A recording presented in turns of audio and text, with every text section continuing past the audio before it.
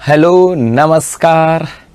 उत्कर्ष classes के online digital platform पे आप सभी का स्वागत। और मैं नरेंद्र चौधरी और हम बात करने वाले हैं महिला एवं बाल विकास योजनाओं की। जी हाँ, आपके राजस्थान पुलिस कांस्टेबल में एक छोटा सा पोर्शन है महिला एवं बाल विकास की योजनाएं। तो वर्तमान समय में अपने राजस्थान के अंदर महिला एवं बाल विकास के लिए कौन कौन सी योजनाएं संचालित की जा रही हैं और उनके अंदर कौन कौन से लाभ दिए जा रहे हैं और क्या क्या बातें इसके साथ आते हैं, वो सब हम लोग पढ़ने वाले हैं। एकदम यहाँ पर कोई क्यों और कैसे नहीं है, एग्जैक्ट एकदम फैक्ट है और वही फैक्ट आपके एग्जाम में पूछे जाएंगे। मतलब क्यों हुआ, कैसे हुआ, ये तो बिल्कुल भी नहीं है। एग्जैक्ट उसके बारे में या तो उसकी तिथि पूछी जा सकती है, या उसके अंदर कितना लाभ दिया जा सकता है, या फिर उसकी नोडल एजेंसी कौन सी है। मतलब ये जो योजना है इसका संचालन किसके द्वारा किया जा रहा है। इसी प्रकार से आपके प्रश्न आएंगे। मतलब ऐसा नहीं है कि क्यों हुआ, कैसे हुआ, यहां से ऐसा कोई प्रश्न पूछा जाएगा, बिल्कुल भी नहीं है। क्योंकि भैया यहाँ पे क्यों और कैसे तो है नहीं, योजना आई मतलब इस तिथि को आई और योजना इसका लाभ दिया जाएगा। तो चलो करते हैं अपने सेशन की शुरुआत। पहले पार्ट की बात करें, सबसे पहले यहां पर राज्य के लेखानुदान बजट 2024-25 में घोषित महिला एवं बाल अधिकारिता संबंधी योजनाएं। अभी रिसेंटली अपना बजट आया था 2024-25 और उसके अंदर भी महिला एवं बाल विकास के लिए कुछ योजनाओं की घोषणा की गई थी। पहले उनकी चर्चा हम लोग करते हैं। सबसे पहले यहां से थी लाडो प्रोत्साहन योजना। अब इतना ही कहा गया था उसके अंदर, तो एग्जैक्ट हमें यह भी इतना ही पढ़ना पड़ेगा। और लाडो प्रोत्साहन योजना में कहा गया था कि गरीब परिवार की बालिकाओं के जन्म पर 1 लाख रुपए का सेविंग बॉन्ड प्रदान करने हेतु यह शुरुआत की जाने की घोषणा की गई। इसके अंदर इतना कहा गया कि जो गरीब परिवार के अंदर बालिका का जन्म होता है तो उसके जन्म के ऊपर 1 लाख रुपए का सेविंग बॉन्ड दिया जाएगा। इसकी घोषणा की थी, बस इतनी सी बात है। उसके बाद है लखपति दीदी योजना। इस लखपति दीदी योजना की बात करें तो यहां से बता दूं मेरे बच्चों, ये जो योजना है ये अपने केंद्र सरकार की योजना है। एक तो ये याद रखना है। दूसरा, इसके अंदर बात की गई थी महिला सशक्तिकरण की। महिला सशक्तिकरण की बात की गई, सशक्तिकरण की बात करें, इसका मतलब था, कहा गया कि महिलाओं को सशक्तिकरण किया जाएगा, महिलाओं को मजबूत किया जाएगा और उन्हें जो है ना, उन्हें हम कहें कि बात करें सीधा सीधा, उन्हें तैयार किया जाएगा या उनका कौशल विकास किया जाएगा। उन्हें जो है महिलाओं का कौशल विकास किया जाएगा और कौशल विकास करने के बाद वो कोई कार्य कर सकें और इस कार्य से सालाना लाख रुपए तो कमा सकें। सालाना 1 लाख की इनकम तो हो, 1 लाख की क्या हो, इनकम तो हो। इसके लिए लखपति दीदी था कि महिलाओं को सामाजिक रूप से और आर्थिक रूप से सशक्त बनाने के लिए उनका कौशल विकास किया जाएगा ताकि वो कहीं पर भी नौकरी करें तो सालाना लाख रुपए तो कमा सकें। इसके लिए था लखपति दीदी योजना। तो प्रश्न पूछा जाए कि किसकी है, तो केंद्र सरकार। इसका उद्देश्य क्या था, महिला सशक्तिकरण, कौशल विकास। और यहाँ पे देखो, इस योजना के तहत महिलाओं को आर्थिक रूप से मजबूत बनाना है।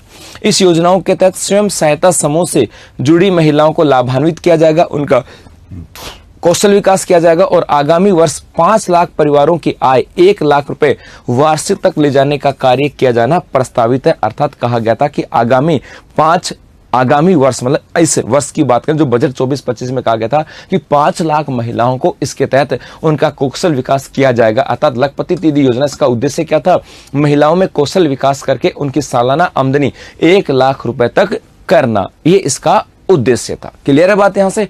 चलो आगे देखो, आगे बढ़े यहां से। इसी बजट में कहा गया था गोपाल क्रेडिट कार्ड योजना। एक बजट में घोषणा की गई थी कि हम राजस्थान में गोपाल क्रेडिट कार्ड योजना की शुरुआत करने वाले हैं और कहा गया था कि किसान क्रेडिट कार्ड की तर्ज पर, जी हां, किसान क्रेडिट कार्ड की तर्ज के ऊपर गोपाल क्रेडिट कार्ड की शुरुआत करने की घोषणा की गई और इसके अंदर कहा गया था कि 1 लाख रुपए तक का ब्याज मुक्त ऋण दिया जाएगा। अर्थात बजट में घोषणा की गई थी कि किसान क्रेडिट कार्ड की तर्ज के ऊपर या किसान क्रेडिट कार्ड की तरह राजस्थान के अंदर एक गोपाल क्रेडिट कार्ड योजना की शुरुआत की जाएगी, जिसके अंदर डेयरी से संबंधित कार्यों के लिए, चाहे वो टीन शेड लगाओ, चाहे खेड़ी का निर्माण करो, चाहे दूध चारा बंटा संबंधी कोई उपकरण लेकर के आओ, इसके लिए एक किसान को 1 लाख रुपए तक का ब्याज मुक्त ऋण दिया जाएगा। तो सीधा प्रश्न आएगा, गोपाल क्रेडिट कार्ड योजना क्या है? किसान क्रेडिट कार्ड की तर्ज के ऊपर 1 लाख रुपए तक का ब्याज मुक्त ऋण है और इसमें गोपालन या गोवंश की बात करें, डेयरी से संबंधित कार्यों के लिए, चाहे गोवंश के टीन शेड बनाओ, चाहे वो आप उसके खेड़ी बनाओ और चाहे कोई दूध चारा बंटा के उपकरण लेकर के आओ। एक यहां से था मुख्यमंत्री गैस सिलेंडर सब्सिडी योजना। हमें यदि बात करें पिछले सरकार में, जब कांग्रेस सरकार थी तो कांग्रेस सरकार ने अपने यहां पर एक कैंप चलाए थे, महंगाई राहत शिविर कैंप चलाए थे। कांग्रेस सरकार के द्वारा महंगाई राहत शिविर कैंप चलाए गए थे और उस महंगाई राहत शिविर कैंप में कहा गया था कि यदि आप यहां पर रजिस्ट्रेशन करवाते हो तो आपको 10 योजनाओं का लाभ दिया जाएगा। और उसी के तहत उसी महंगाई राहत शिविर में आपने यहां पर एक Indira Gandhi gas cylinder subsidy योजना आई थी। Indira Gandhi gas cylinder subsidy योजना आई थी और इसमें कहा गया था कि राजस्थान के अंदर बीपीएल परिवारों की बात करें, एक तो बीपीएल परिवार और दूसरा एक कहा गया था कि जो उज्ज्वला लाभान्वित परिवार जो है, उज्ज्वला लाभान्वित जो परिवार हैं उन परिवारों को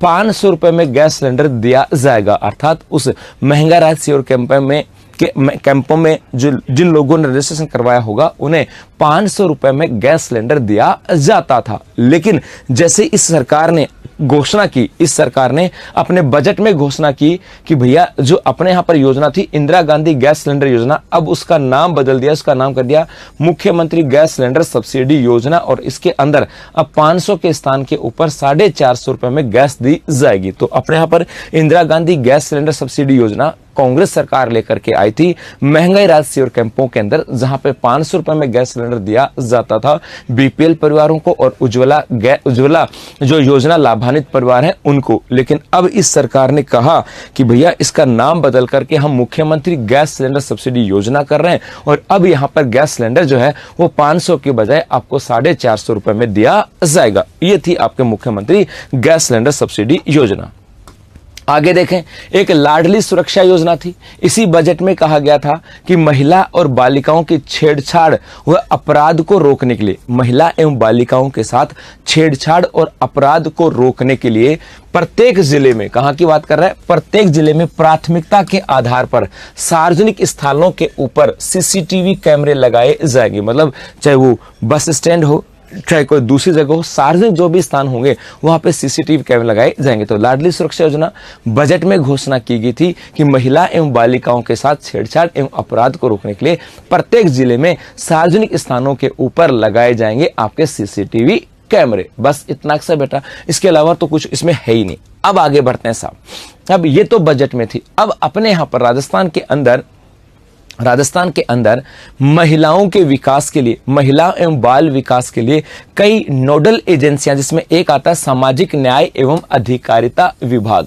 ये सामाजिक न्याय क्या कहता है कि समाज में सबको बराबरी का अधिकार है। अर्थात चाहे पुरुष हो, चाहे महिला हो, चाहे बच्चा हो, चाहे वो सही हो, चाहे वो दिव्यांग हो, सबको बराबरी का अधिकार है। तो अपने यहाँ पर सामाजिक न्याय एवं अधिकारिता विभाग है और इसके द्वारा अपने राजस्थान के अंदर महिला एवं बालकों के विकास के लिए कुछ योजनाओं का संचालन किया गया। तो वो कौन कौन सी योजनाएं हैं उनको भी हम लोग देखते हैं। पहला है, सबसे पहले तो हम बात करें सामाजिक न्याय एवं अधिकारिता विभाग के बारे में कि गुरुजी ये इस विभाग की स्थापना कब हुई। तो सामाजिक न्याय एवं अधिकारिता विभाग, इसकी स्थापना वर्ष 1951-52 में एक पिछड़ा वर्ग विभाग के रूप में हुई। तो सबसे पहले 1951-52 में पिछड़ा वर्ग विभाग की स्थापना हुई।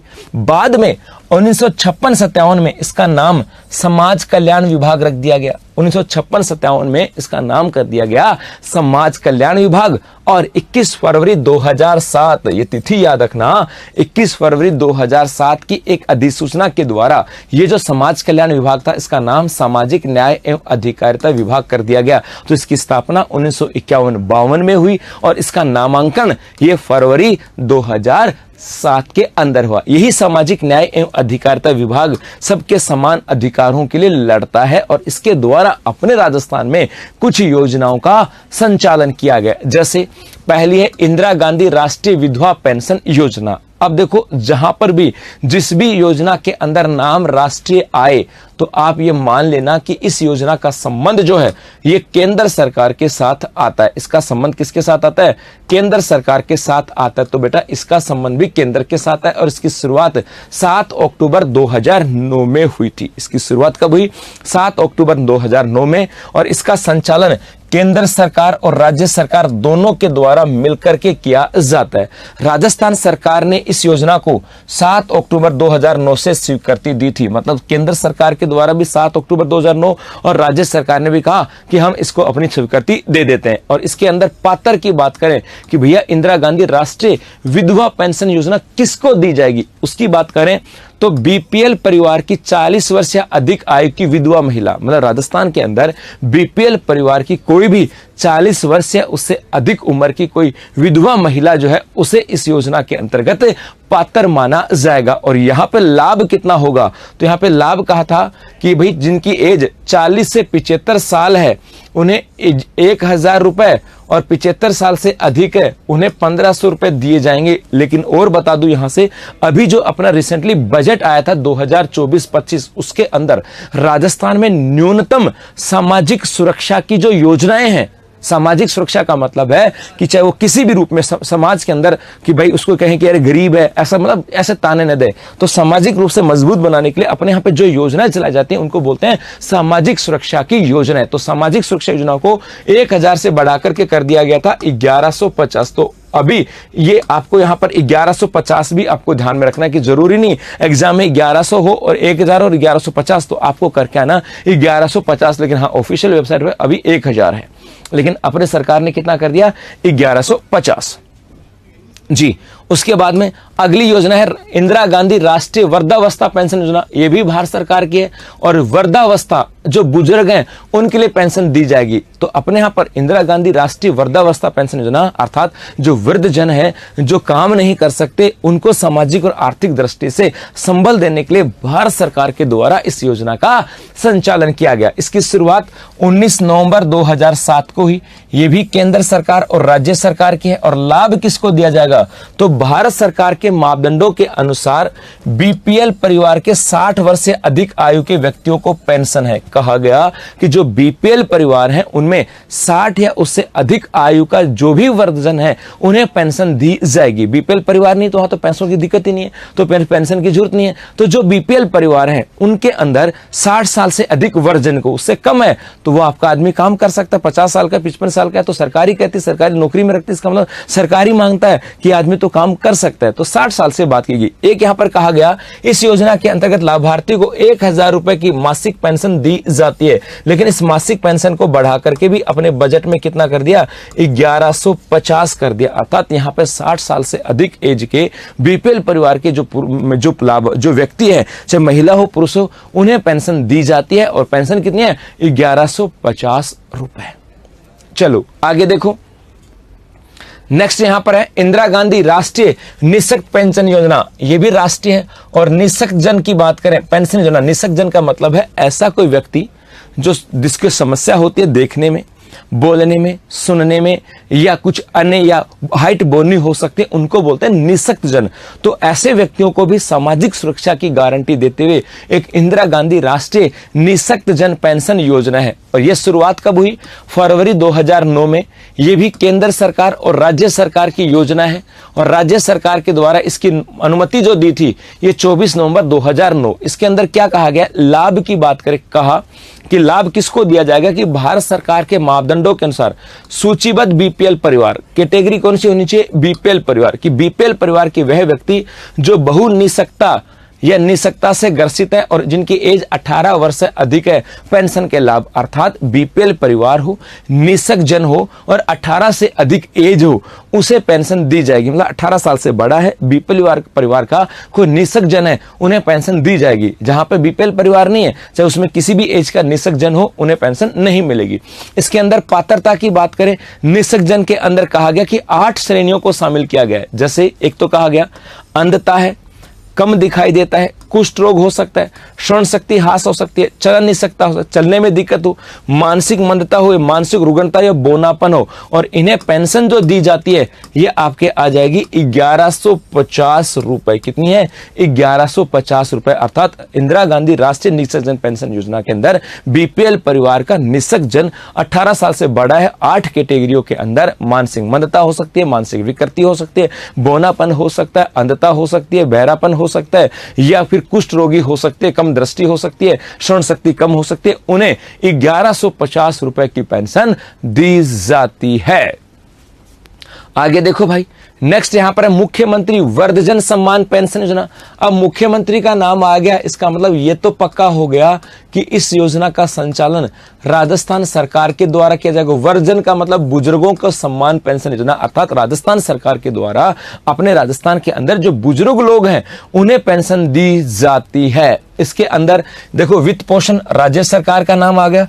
पात्रता, अब इसमें पात्र क्या कहा गया, इसमें कहा गया कि महिला, सुनना बात को, कि महिला जो कि 55 वर्ष से अधिक की है, महिला जो 55 वर्ष से अधिक की है, और पुरुष की बात करें जो 58 वर्ष से अधिक का है, वर्ष से अधिक, अर्थात महिला जो 55 वर्ष से अधिक की है और महिला पुरुष जो 58 वर्ष से अधिक है और महिला जो 55 वर्ष से अधिक और पुरुष 58 वर्ष से अधिक है, उनको क्या दी जाती है, पेंशन दी जाएगी। एक तो यहां पर तो यही कहा गया कि 55 वर्ष से उससे अधिक आयु की महिला और 58 वर्ष या इससे अधिक आयु का पुरुष राजस्थान का मूल निवासी हो और राजस्थान में रह रहा हो और जिसके जीवन निर्वाह हेतु स्वयं या पत्नी की नियमित आय का सोर्स जो है ये 48,000 रुपए से ज्यादा नहीं हो। अर्थात महिला यदि अकेली है तो भी उसकी इनकम 48,000 से ज्यादा नहीं होनी चाहिए,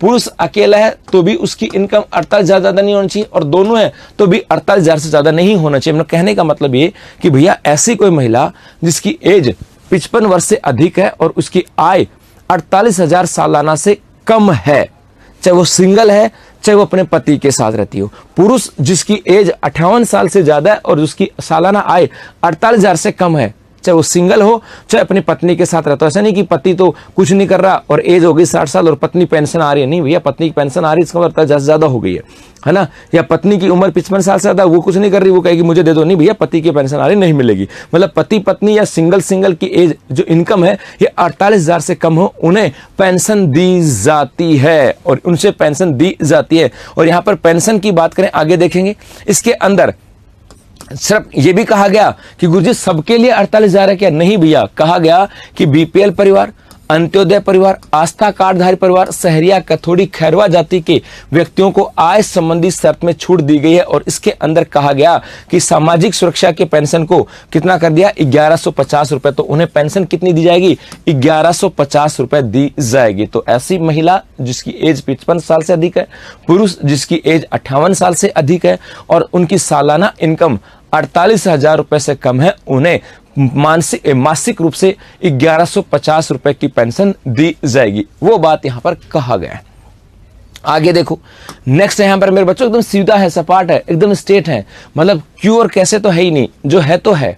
मुख्यमंत्री एकल नारी सम्मान पेंशन योजना, मुख्यमंत्री का मतलब राजस्थान एकल नारी का मतलब है अकेली रहने वाली महिला, अकेली रहने वाली महिला, उसके लिए बात की गई है। तो इसकी शुरुआत 1 जून 1974 में हुई राज्य सरकार के द्वारा। उसमें कहा गया कि 18 वर्ष या उससे अधिक आयु की अकेली, चाहे विधवा हो, चाहे तलाकशुदा हो या परित्यक्ता महिला हो, जी हां, वो चाहे बीपीएल में हो, अंत्योदय हो, आस्था कार्डधारी परिवार की सहरिया, कथोड़ी, खैरवा जाति एवं HIV पॉजिटिव हो या राजस्थान राज्य एड्स कंट्रोल सोसाइटी में पंजीकृत हो, ऐसी विधवा, परित्यक्ता, तलाकशुदा महिला को आय संबंधी शर्त में छूट दी गई है। पहला तो क्या कहा गया कि भैया सामान्यतः 18 साल से बड़ी कोई भी महिला, चाहे विधवा हो, तलाकशुदा हो या परित्यक्ता हो, या फिर ये तो 18 साल की बात करें, यह कहा गया कि बीपीएल, अंत्योदय, आस्था कार्डधारी, सहरिया, कथोड़ी, खैरवा या एड्स पॉजिटिव या एड्स सोसाइटी में पंजीकृत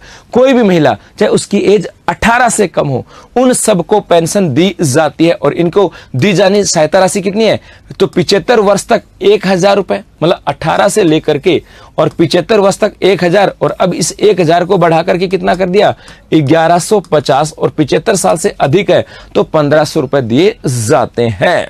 यह प्रश्न पूछा गया है शुरुआत, और किस किस को लाभ दिया जाता है जी।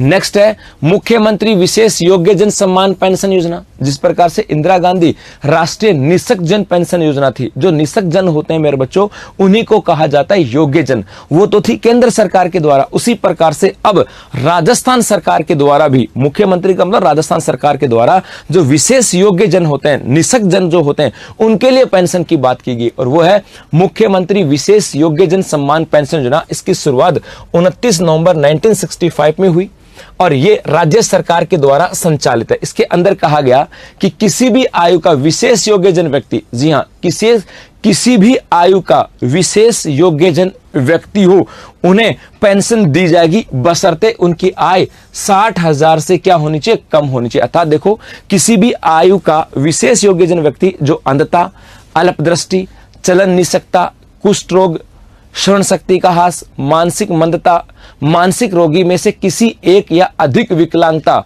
40% से अधिक हो, प्राकृतिक रूप से बोना हो, बोना का मतलब जिसकी हाइट 3 फुट 6 इंच से कम हो, से ग्रसित हो, या प्राकृतिक रूप से हिंजड़ेपन की बात करें या कहें कि ट्रांसजेंडर हो, तो राज्य सरकार राजस्थान का मूल निवासी हो और राजस्थान में रह रहा हो और उसकी स्वयं की सम्मिलित आय 60,000 तक हो या 60,000 से कम हो, उन्हें पेंशन दी जाती है।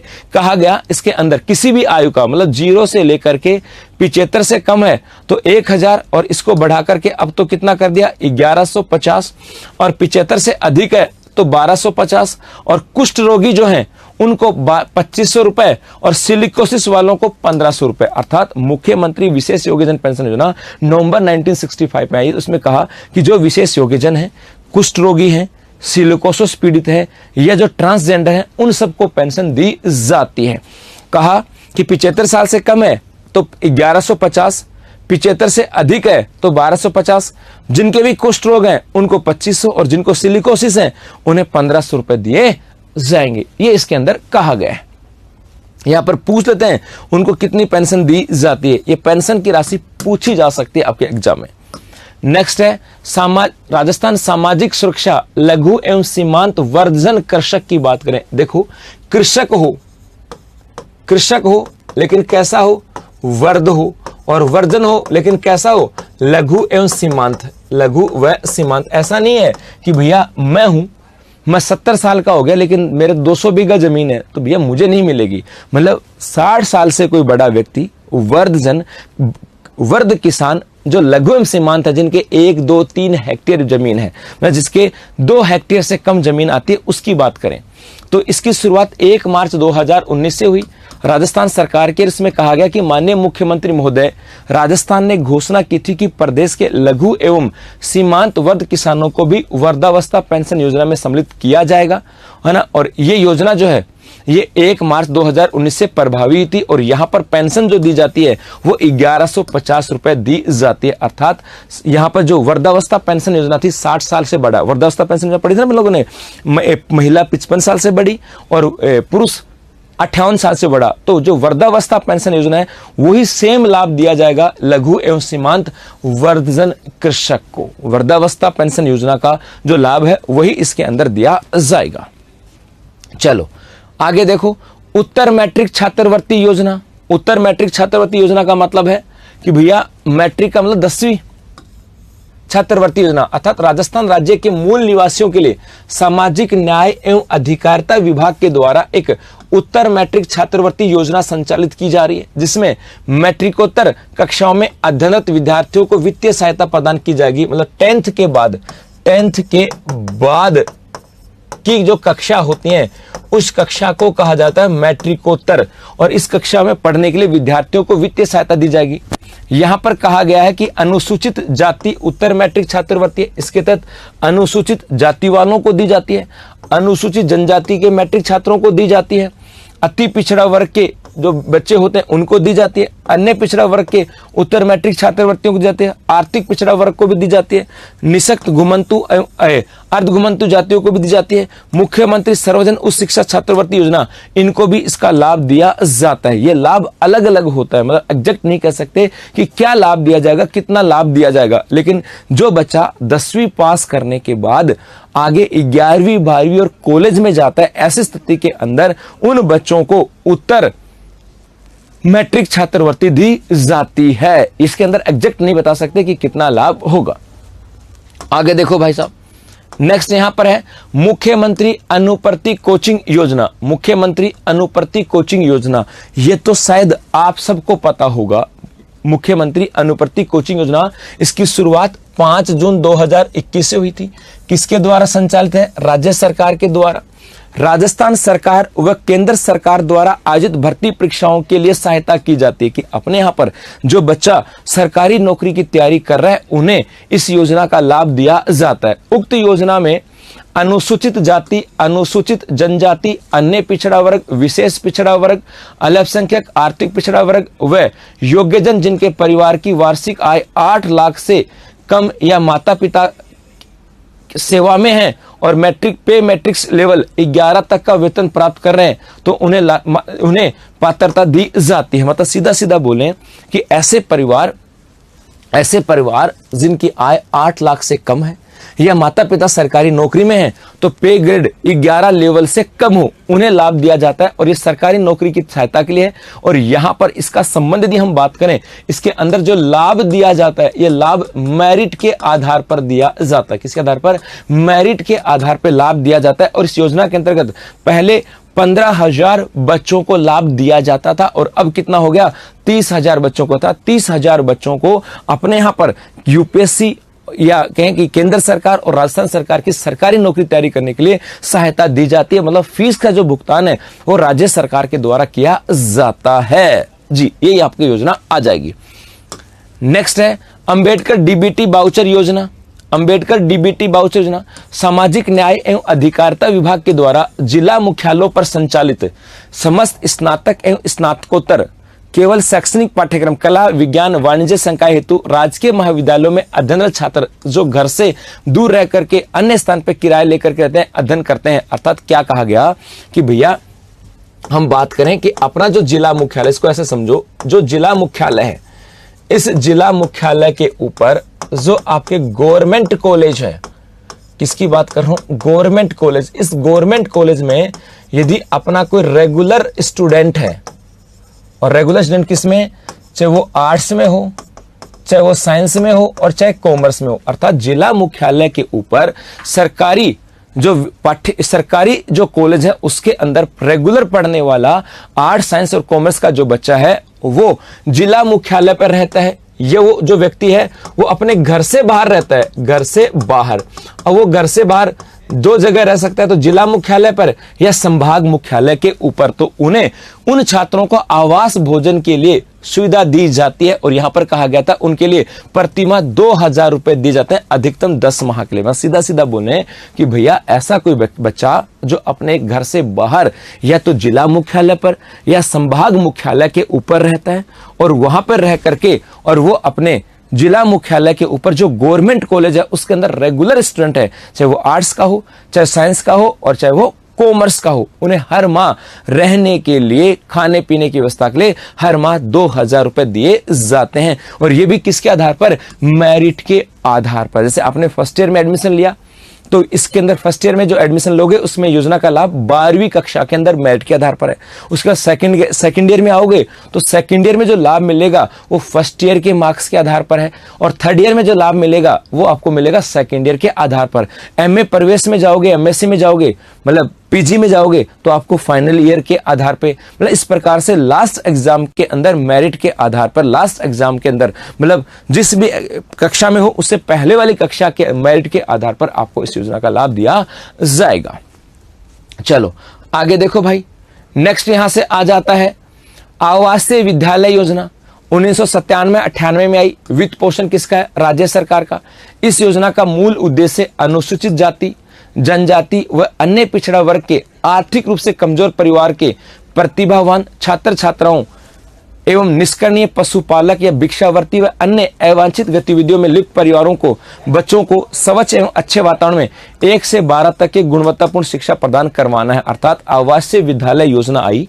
सरकार ने कहा कि हम स्कूलों के अंदर हॉस्टल फैसिलिटी स्टार्ट करेंगे और 6 से 12 तक की कक्षा के बच्चों को पढ़ाएंगे। मतलब 6 से 12 तक के बच्चों को हॉस्टल फैसिलिटी दी जाती है इसके अंतर्गत। और किनको? जो अनुसूचित जनजाति, अनुसूचित जाति या ओबीसी का कोई कमजोर है ना, कमजोर परिवार का मेधावी बच्चा है, प्रतिभाशाली बच्चा है, या उनके या कहें कि भिक्षावर्ती में या कोई दूसरे अपराधों में जो जुड़े हुए जो लोग हैं उनके प्रतिभाशाली बच्चों को इसके अंदर रखा जाएगा। नेक्स्ट देखो भाई, अगला यहां से आ जाता है संभाग स्तरीय नारी निकेतन या राज्य महिला सदन। संभाग स्तरीय, तो संभाग स्तर के ऊपर एक नारी निकेतन है, नारी निकेतन बनाए गए। इसकी शुरुआत 1957 में ही, और किसके द्वारा? राज्य सरकार के द्वारा। राज्यों में विभाग के द्वारा, कौन सा? सामाजिक न्याय एवं अधिकारिता विभाग के द्वारा महिलाओं के पुनरुत्थान, उनकी सुरक्षा, उनके जीविकोपार्जन आदि की दृष्टि से राज्य महिला सदन या संभाग स्तरीय नारी निकेतन की शुरुआत की जाएगी। जी सीधा सीधा बोले कि संभाग स्तर के ऊपर कोई महिला जो है उनकी सुरक्षा, जीविकोपार्जन के लिए वहां पर नारी निकेतन बनाए जाएंगे, और वहां पर एक महिला रह सकती है और उन्हें कौशल प्रशिक्षण भी दिया जाएगा। ये यहां से आ जाता है। जी आगे देखो भाई, नेक्स्ट यहां से आ जाता है विधवा विवाह उपहार योजना, कि अपने यहां पर यदि कोई महिला विधवा है या कोई बच्ची विधवा है और उनका वापस से विवाह किया जाता है तो उसको उपहार देती है सरकार। तो शुरुआत 2007-8 में हुई, राज्य सरकार की है। पेंशन योजना में हकदार विधवा महिला, एक आया था ना विधवा पेंशन योजना, तो विधवा पेंशन योजना की हकदार विधवा महिला शादी करती है तो उसे शादी के मौके पर राज्य सरकार की ओर से उपहार स्वरूप 15,000 रुपए दिए जाने का प्रावधान था। विधवा पेंशन योजना में क्या था भाई? 18 साल से बड़ी थी ना जी। विधवा पेंशन योजना का जो लाभ ले रही थी उस महिला की शादी के ऊपर 15,000 रुपए दिए जाने का प्रावधान था। 2016-17 में इसे बढ़ाकर के 30,000 कर दिया गया, और 19-20 में पुनः बढ़ाकर के इसको कितना कर दिया? 51,000 रुपए कर दिया गया। तो विधवा विवाह उपहार योजना में 51,000 रुपए दिए जाते हैं। चलो नेक्स्ट यहां पर है मुख्यमंत्री कन्यादान योजना। शायद ये प्रश्न भी आपके एग्जाम में आया हुआ है। ये किसके द्वारा है? राज्य सरकार के द्वारा। और पहले एक सहयोग एवं उपहार योजना थी, और अब उसका नाम परिवर्तन करके और क्या कर दिया? मुख्यमंत्री कन्यादान योजना कर दिया गया। पहले सहयोग एवं उपहार योजना थी, और इसके अंदर क्या कहा गया था बेटा? इसके अंदर कहा गया था SC, ST और अल्पसंख्यक, SC, ST और अल्पसंख्यक परिवार जो है, इसके अंदर यदि कोई बीपीएल परिवार है और वहां पर यदि लड़की की शादी है, लड़की की शादी, तो लड़की की शादी में 31,000 रुपए दिए जाते हैं। कितने? 31,000। लेकिन यदि लड़की 10th पास है तो उसे 10,000 रुपए अतिरिक्त होंगे, और यदि लड़की जो है ग्रेजुएट है तो उसे 20,000 रुपए जो है ये अतिरिक्त दिए जाएंगे। सीधा सीधा याद रखना, मुख्यमंत्री कन्यादान योजना कि इसके अंदर SC, ST और अल्पसंख्यक में बीपीएल परिवार की लड़की की शादी पर 31,000 रुपए दिए जाते हैं।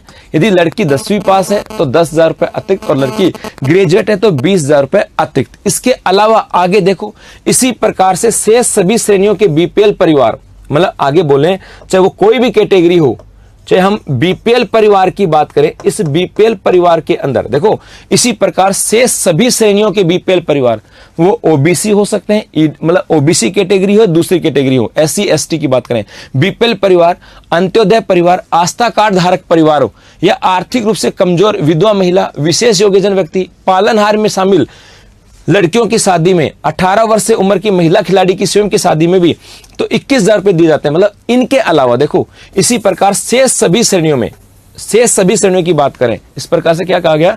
शेष सभी श्रेणियों के अंदर, चाहे वो शेष सभी की अंदर यानी वो बीपीएल कैटेगरी है, बीपीएल है, चाहे वो अंत्योदय परिवार है, चाहे वो आस्था कार्ड धारक है, चाहे वो पालनहार योजना का हो, चाहे वो विशेष योग्यजन हो, उनके घर में, या महिला खिलाड़ी हो, ये भी प्रश्न आया हुआ है, महिला खिलाड़ी हो, उनके घर में लड़की की शादी है तो उन्हें दिए जाएंगे 21,000 रुपए।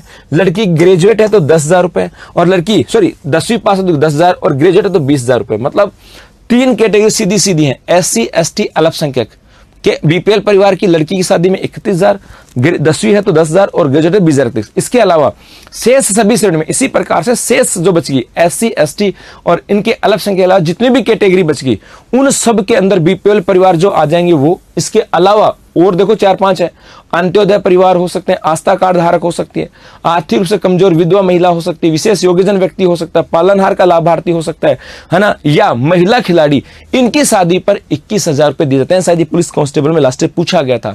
और यहाँ पे लड़की 10वीं पास है तो 10,000 रुपए, और यदि ग्रेजुएट है तो 20,000 रुपए दिए जाते हैं। जी आगे देखो भाई, नेक्स्ट यहां पर आता है उज्ज्वला योजना। वर्ष 2016-17 में इसकी शुरुआत हुई थी और कहा था इस योजना में देह व्यापार में लिप्त महिला एवं उनको बच्चों को अवांछनीय कार्यों में लिप्त होने से रोकने, उन्हें समाज में सम्मानपूर्वक जीवन जीने के लिए स्वावलंबी बना करके समाज में पुनर्वास करके समाज की मुख्य धारा में जोड़ने के लिए इस योजना का संचालन किया गया। उज्ज्वला योजना 2016-17 में आई थी और कहा कि अपने यहाँ पे देह व्यापार में लिप्त जो महिलाएं हैं उन महिलाओं को समाज की मुख्य धारा में जोड़ने के लिए इस योजना का संचालन किया गया। तो प्रश्न आएगा उज्ज्वला योजना का संबंध किससे? देह व्यापार में लिप्त या अवांछनीय जो कार्यों में लिप्त महिला को समाज की मुख्य धारा से जोड़ना। नेक्स्ट यहां पर है स्वधारा की बात करें। स्वधार गृह योजना, स्वधार गृह योजना इसकी शुरुआत वर्ष 2016-17। वित्त पोषण केंद्र सरकार 60% और राज्य सरकार 40%। यह भारत सरकार के महिला एवं बाल विकास मंत्रालय द्वारा वर्ष 2001-2002 से विपरीत परिस्थितियों में जीवन यापन करने वाली महिलाओं को आश्रय प्रदान करने की स्वधार से शुरुआत की गई थी। मतलब विपरीत परिस्थितियों के अंदर जो जीवन यापन करने वाली जो महिलाएं हैं उनको आश्रय दिया जाए, उनको गृह दिया जाए। इस योजना के अंतर्गत आश्रय, भोजन, वस्त्र, परामर्श सेवाएं, प्रशिक्षण, स्वास्थ्य संबंधित और विधिक सहायता प्रदान करते हुए उनका पुनर्वास किया जाता है। अर्थात ऐसी महिलाएं जो भैया विपरीत परिस्थितियां हैं, गरीबी की हालत में है, रहने के लिए मकान नहीं है, पढ़ी लिखी नहीं है, बीमार है, ऐसी महिलाओं को वापस से स्वास्थ्य संबंधित भोजन, वस्त्र, परामर्श देकर के उनको कौशल प्रशिक्षण दिया जाए, उनको घर दिया जाए ताकि वो समाज की मुख्य धारा में आ सकें और अपना जीवन सम्मानपूर्ण जी सकें। चलो आगे देखो भाई, नेक्स्ट है नवजीवन योजना। यह भी पूछा जा सकता है। इसकी शुरुआत 31 अगस्त 2009 से हुई और इसका वित्त पोषण किसके द्वारा? राज्य सरकार के साथ। इसके अंदर क्या कहा गया कि भैया गांव में आपने देखा होगा बहुत सारे परिवार जो हैं वो अवैध शराब निकालते हैं, वो भी निकालते हैं और फिर जब वो अवैध शराब निकालते हैं तो उनके बच्चे भी नहीं पढ़ पाते और उनके बच्चे भी जो है ना वो भी अवैध शराब के कार्यों में लिप्त हो जाते हैं। तो नवजीवन योजना के अंतर्गत अवैध शराब के धंधे से जुड़े परिवारों के सदस्यों को समाज की मुख्य धारा से जोड़ने के साथ साथ उन्हें आत्मनिर्भर बनाने की योजना थी। मतलब सीधा सीधा कहा गया था कि भैया समाज के अंदर अवैध शराब के कार्यों में लिप्त लोगों को समाज की मुख्य धारा से जोड़ना और उनके बच्चों को पढ़ा लिखा करके समाज की मुख्य धारा से जोड़ने के लिए नवजीवन योजना का आया था। इसका प्रश्न सीधा सीधा आएगा, नवजीवन योजना का संबंध अवैध शराब के कार्य से जुड़े हुए लोगों को समाज की मुख्य धारा से जोड़ना है। ये यहां से आ जाता है जी। आगे देखो भाई, नेक्स्ट है अंबेडकर राज्य स्तरीय पुरस्कार योजना। एक अंबेडकर का राज्य स्तर पर पुरस्कार दी जाती है। शुरुआत 2006 राज्य सरकार के द्वारा है। बाबा साहब डॉक्टर भीमराव अंबेडकर के 115वें जन्म दिवस पर वर्ष 2005 में सर्वश्रेष्ठ स्वयंसेवी संस्था, समाज सेवी, अंबेडकर महिला कल्याण पुरस्कार इत्यादि पुरस्कार दिए जाते हैं। और कब? 14 अप्रैल को। अर्थात अपने यहां पर अंबेडकर राज्य स्तरीय पुरस्कार योजना का कहा गया था कि भैया ऐसे लोग, ऐसे व्यक्ति जो समाज के लिए बेहतर काम करें उनको यह पुरस्कार दिया जाता है। चलो आगे देखो, एक यहां पर है वर्ध कल्याण जिला एवं तहसील मुख्यालय पर वृद्धाश्रम, अर्थात वर्दों के कल्याण के लिए जिला और तहसील के ऊपर वृद्धाश्रम की बात की गई थी। इसकी शुरुआत 2004 में हुई। राज्य सरकार वित्त वर्ष 2013-14 की बजट घोषणा संख्या 88 की क्रियान्वित की पालना में वृद्धाश्रम संचालन के नियम अंतर्गत किराए के भवनों में समाज सेवी संस्थाओं के माध्यम से वृद्धावस्था का संचालन किया जाता है। अर्थात अपने यहाँ पर ऐसा कोई व्यक्ति, वृद्धजन व्यक्ति जिसके रहने और खाने पीने की कोई व्यवस्था नहीं है, उन्हें एक क्या किया जाएगा? वृद्धावस्था का संचालन किया जाएगा जिला और तहसील मुख्यालय के ऊपर। सीधा प्रश्न है एकदम। नेक्स्ट है वर्ध कल्याण राज्य वर्धजन नीति। अपने बड़े बुजुर्गों के कल्याण के लिए एक वर्धजन नीति आई थी। शुरुआत 8 दिसंबर 2004 की राज्य सरकार के द्वारा आई। एक वर्ध कल्याण के लिए चिराई योजना 2008 में, शुरुआत वर्ष 2008 में हुई। ये भी राज्य सरकार के लिए है। और यहां पर राज्य में उपेक्षित वर्जन, मतलब ऐसे लोग जिनको बच्चों ने घर से बाहर निकाल दिया या उनकी कोई इज्जत नहीं है, मतलब बेचारे उनके बच्चों से दुखी हैं, ऐसे व्यक्तियों को उनको सामाजिक सुरक्षा देने के लिए चिराई योजना की शुरुआत की गई थी वर्ष 2008-9 के अंदर।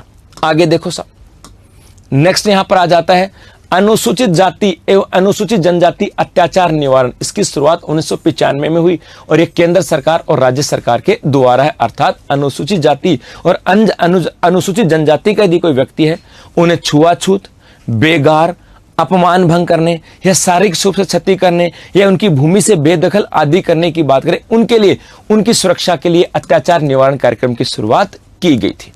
उसके बाद यहां पर आ जाता है अपना अंत्येष्टि अनुदान योजना। इसकी शुरुआत 20 जुलाई 2017 को की गई थी, राज्य सरकार के द्वारा की गई थी। अंत्येष्टि अनुदान योजना मतलब किसी ऐसी स्थिति के अंदर यदि किसी व्यक्ति की मृत्यु हो गया और उसकी लाश जो है वो लावारिस है या उसके जो घर वाले लेने नहीं आए, मतलब लावारिस निराश्रित व्यक्ति जो है, उनकी लाश का सम्मान पूर्वक कहें कि दाह संस्कार करने के लिए इस योजना का संचालन किया गया था 20 जुलाई 2017 को। और उसके बाद है देवनारायण योजना, उत्तर मैट्रिक छात्रवृत्ति योजना, अर्थात जो हम बात करें वर्ष 2010-11 में राज्य सरकार के द्वारा थी। और इसमें क्या कहा गया था, ये सामाजिक न्याय एवं अधिकारिता विभाग के द्वारा कि अनुसूचित जाति और अनुसूचित जनजाति के विद्यार्थियों के शैक्षणिक उत्थान हेतु उत्तर मैट्रिक छात्रवृत्ति योजना का संचालन किया गया था। तो ये आपका एक पोर्शन जो है, ये आपका एक भाग यहाँ पर कंप्लीट हो गया है। थैंक यू, शुक्रिया।